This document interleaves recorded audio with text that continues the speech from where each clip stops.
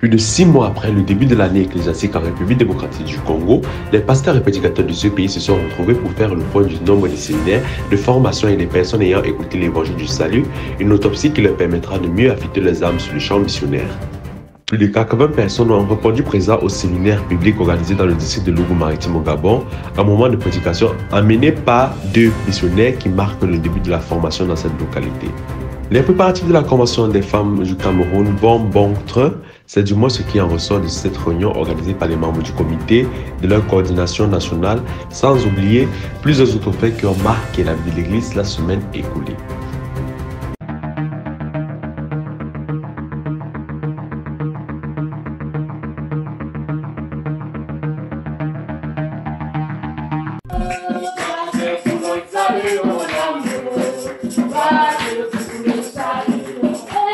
C'est dans la continuité de la mise en pratique du plan d'action du département administratif et socio-économique de la famille que s'est tenue à Le Boudi la remise du groupe électrogène. La chose du Seigneur est sacrée. Quand ça concerne Dieu, on ne blague pas avec. Équiper chaque congrégation de ce matériel, tel est l'objectif que se sont fixés les hommes du district du Fondi. Dans la même lancée, une importante délégation conduite par la responsable des femmes s'est rendue du côté de Kolfoulou afin d'accompagner leurs sœurs dans le projet agricole. Après l'enseignement du coordonnateur du district, une enveloppe de 250 000 francs a été remise aux responsables de la dite congrégation. Et voilà, nous vous remettons 250 000 francs pour l'avancement du projet de champ. On a vu qu'il y a déjà le charbon qui est sorti, on a vu que bientôt on aura les escargots et tout ça. Champignons. Donc les champignons. Donc on espère qu'à la convention 2025, on aura un repas avec champignons. Un moment convivial terminé par le partage d'un repas.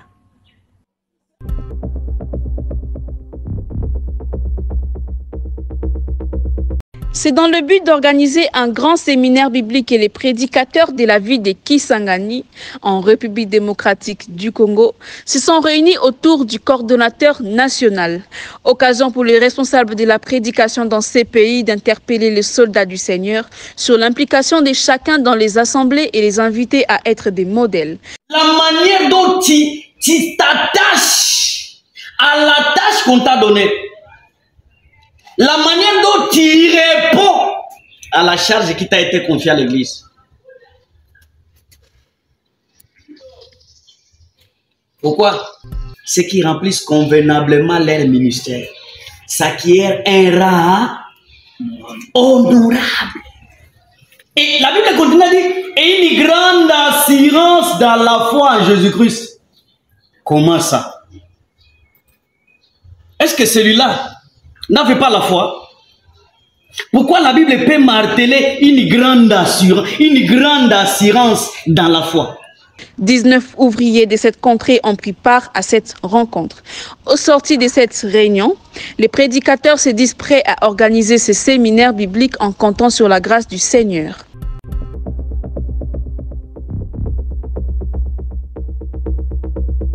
Né mort, mourir vivant, c'est le thème de ce séminaire tenu par ces missionnaires du département de la mission et de la formation, ici dans le district de Loubou-Maritime. Un moment de prédication pendant lequel les porte-étendards de la parole sont revenus sur l'origine de la mort selon Dieu. Ils agitaient non pas l'esprit de Dieu, mais ils ont le mauvais esprit. Donc quand vous voyez les gens rouler au sol, faire les acrobaties, et le pasteur dit quoi? Tu es délivré, reçois le Saint-Esprit. Non, il est agité par le mauvais esprit. À la suite de cet exposé, le second orateur a expliqué la source de la vie. Pourquoi? On va se rendre compte, bien aimé dans le Seigneur, que tout ce qu'il va faire subir aux Juifs, en fait, c'était déjà écrit dans la parole. Ce séminaire qui a réuni 83 personnes marque le début de la formation que ce district abrite jusqu'au 28 juillet prochain.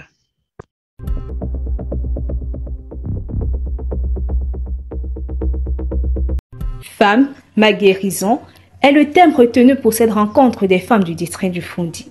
À quelques jours de l'événement, Les derniers réglages sont effectués sous le contrôle des membres du comité d'organisation.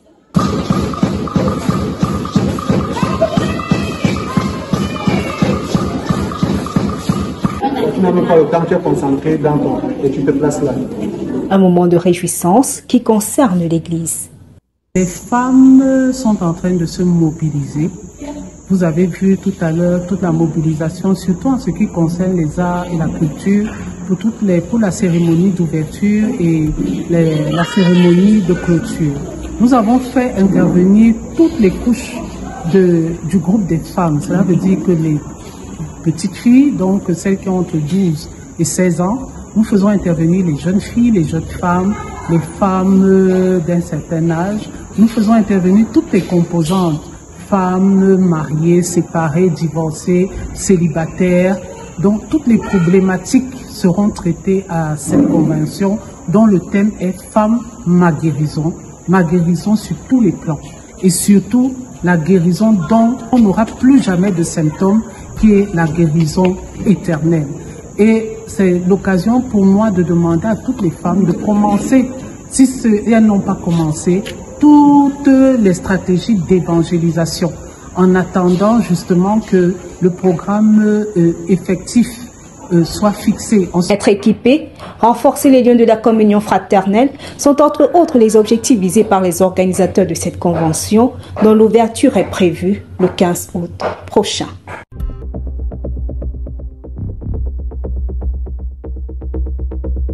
Fortifier l'ensemble des communicants du district de l'Alequier dans la marche. Redynamiser chacun pour l'atteinte des objectifs de l'Église de façon générale.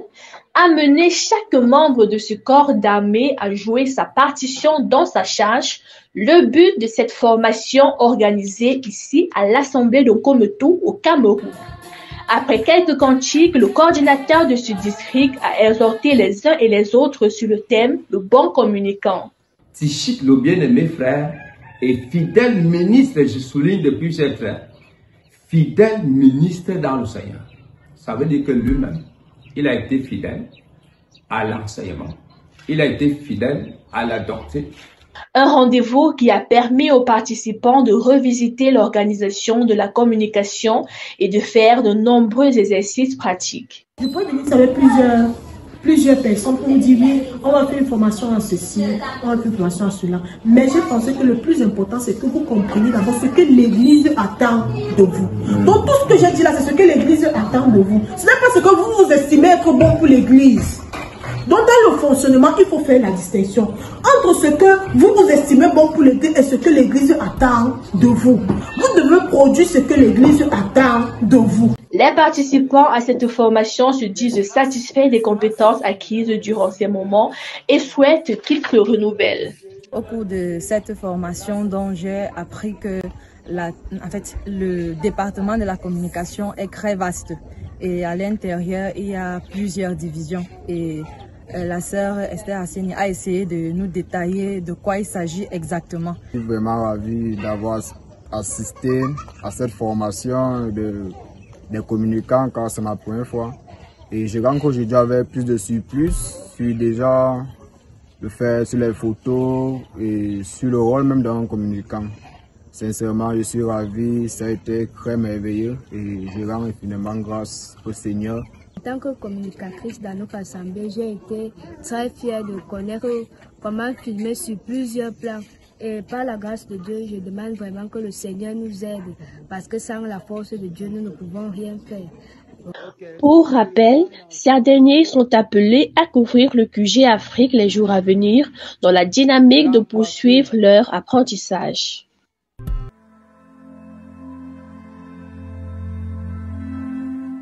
À la question de savoir, est-ce qu'un homme peut devenir enfant de Dieu en respectant les 10 commandements, la loi?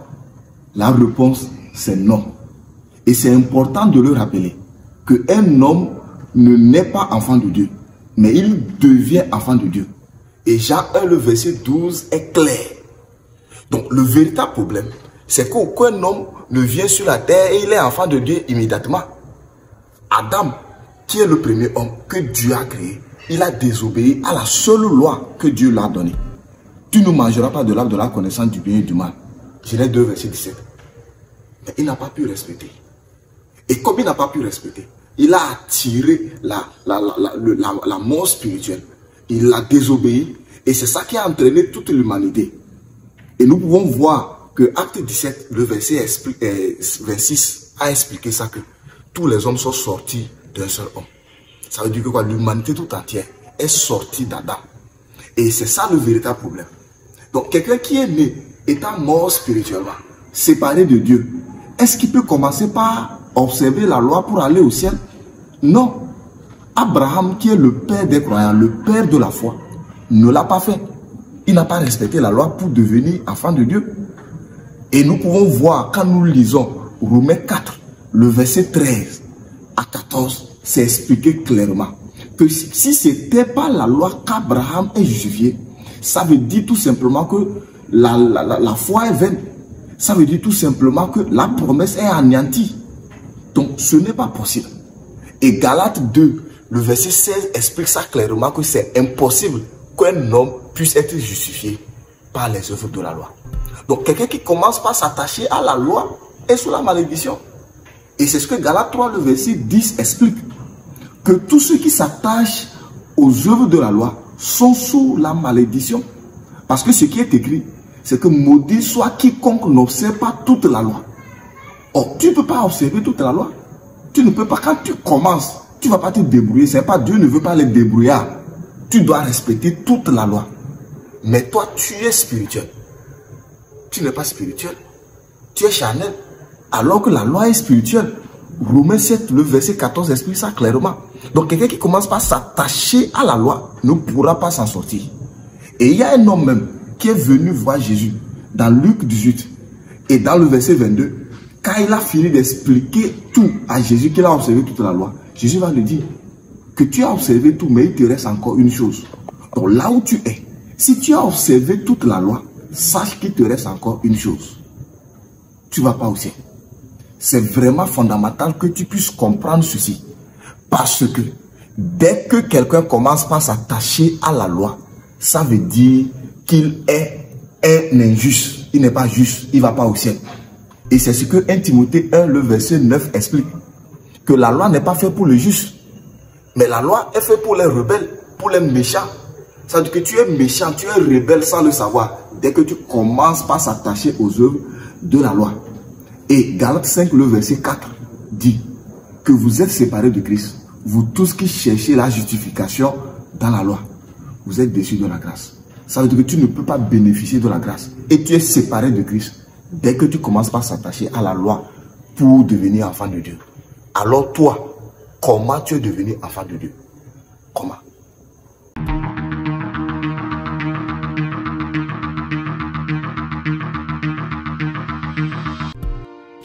Tu peux te tromper sur plusieurs choses. Bien sûr, bien sûr. Et là, tu peux remédier à la situation parce que tu as envie. Tu peux te tromper au sujet de ta famille. Tu peux te tromper au sujet de ton mari. Tu te remaries et tu formes de nouvelles familles. Tu te remaries et tu formes de nouvelles familles. Pourquoi tu peux le faire? Parce que tu es encore en vie. Pourquoi tu peux le faire? Parce que tu es encore vivant. Mais si tu te trompes au sujet de ton âme, mais si tu te trompes au sujet de ton âme, on n'a qu'une seule âme. Vaudrait mieux être sûr. On n'a qu'une seule âme. Vaudrait mieux être sûr. Plusieurs personnes ne se cachent. C'est bon, laisse pas. Ça veut dire qu'on a la preuve que celui qui a fait ce testament est mort. Derrière la version, tu vas pas tromper les hommes, mais Dieu n'est pas un homme. Tu vas pas tromper les hommes, mais Dieu n'est pas un homme. Parce que si tu te trompes.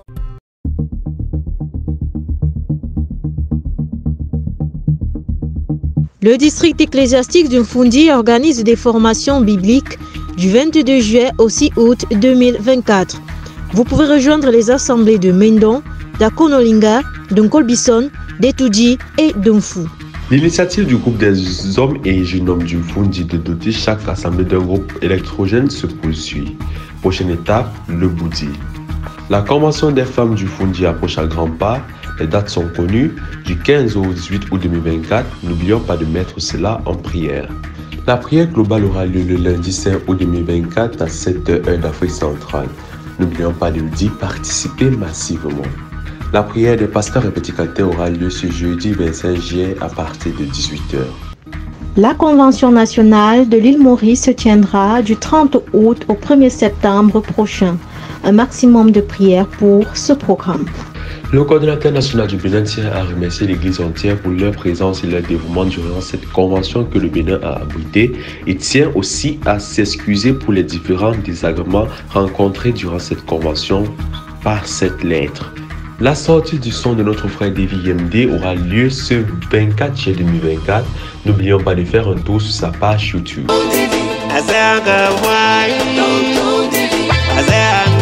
L'album de notre frère Peter Mulumba est disponible sur sa page YouTube. Elle a pour titre « De la mort à la vie ».